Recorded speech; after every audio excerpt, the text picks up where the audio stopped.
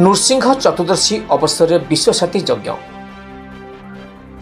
Harchandrapur block अंतर्गत पिछुआबड़ा महावीर भागवत टुंगी नृसिंह जयंती उपलक्षे आज गोधूली बेलार नृसिंह भगवान पूजार्चना कर भागवत सप्तम स्कंध नृसिंह जन्म अध्याय पारायण कराई।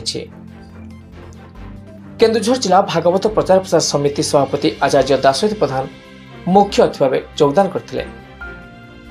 भक्त शिरोमणि प्रहलाद उद्धार निमंते श्रीहरि विष्णु नृसिंह अवतार विशेषत्व सम्बन्ध में आलोकपात कराइथिला। यापर पनासिया महिमाटुंगी साधु श्रीकांत बाबा एवं भक्तवृंद ग्रामवासी समावेश में अखंडवती प्रज्वलन कर विश्वशांति निमित्त अखंड ध्वनि स्थापन पूर्वक घृताहुति यज्ञ आरंभ कराइथिला।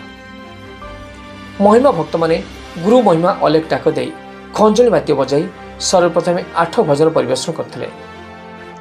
यापर पिछुआबड़ा भजन मंडली भीम भींकर भजन गान करथिले। मुख्य अतिथि महिमा धर्मर महात्म्य संबंध में आलोचना करथिले।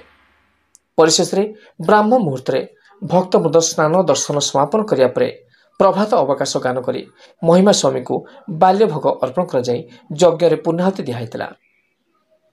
एथिरे हरिचंद्रपुर ब्लॉक भागवत प्रचार प्रसार समिति सभापति मार्कंड बेहरा, टुंगी सभापति पूर्णचंद्र पल्ली, हरचंद्रपुर ब्लॉक यादव समिति सभापति सुखदेव महाकुड़ एवं भक्त मनु परिड़ा, द्वितीय महाकुड़, तीर्थवासी महाकुड़, नीलाद्री परिड़ा, नटवर परिड़ा, नुआबिलर नारायण साहू, मायाधर साहू तथा फुलवाड़ी श्याम बारिक प्रमुख सहयोग करते।